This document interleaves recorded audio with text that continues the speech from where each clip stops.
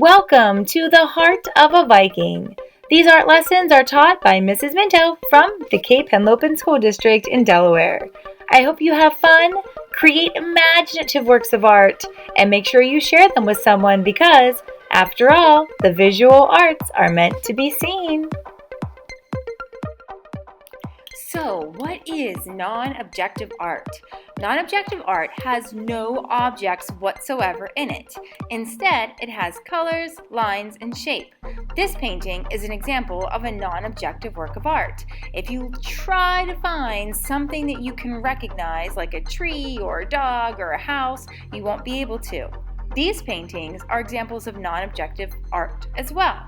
Non-objective art only has to have lines, shapes, and colors, which I think you would agree all of these have. And as you can see, there are many different ways to create a non-objective work of art. Let's let these act as our inspiration as we begin thinking about how we'll make our own.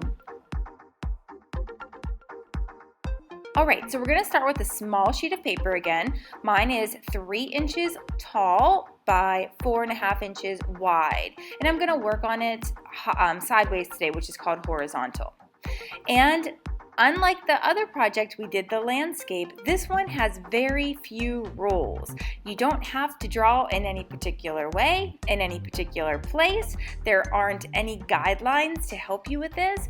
You simply need to stick to the idea of non-objective art, meaning you're only drawing lines, shapes, and colors. All right, so let's watch me create mine and begin thinking about how you want to create yours.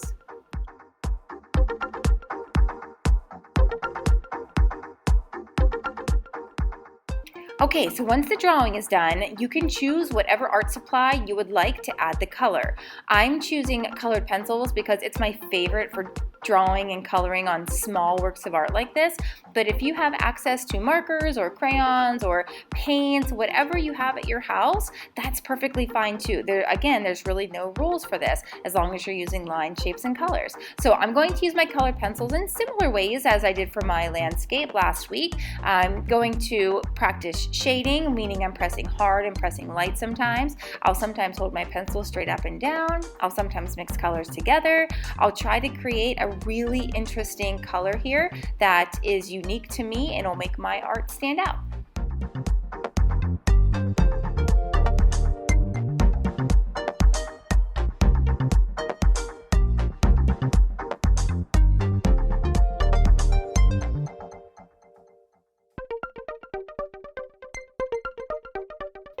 Alright, so as I was coloring, I was realizing that it feels like it's missing something.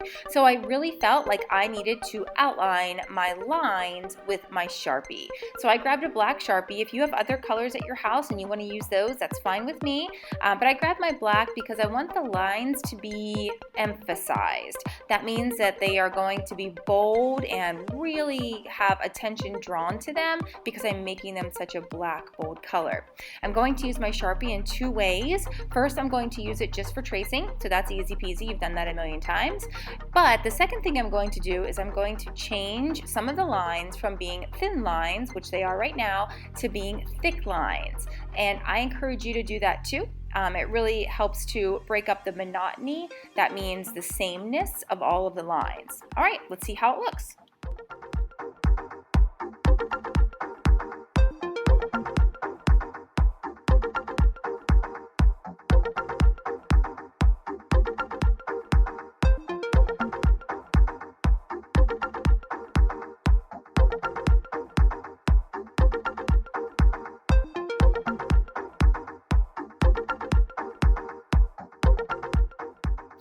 And as you might have heard me say before, art is never truly done. So even as I finish up all of my Sharpie lines and my thick Sharpie lines, I realize it still needs a little something more. So I'm going to grab one last colored pencil and put a little bit more emphasis on some of my black tracings.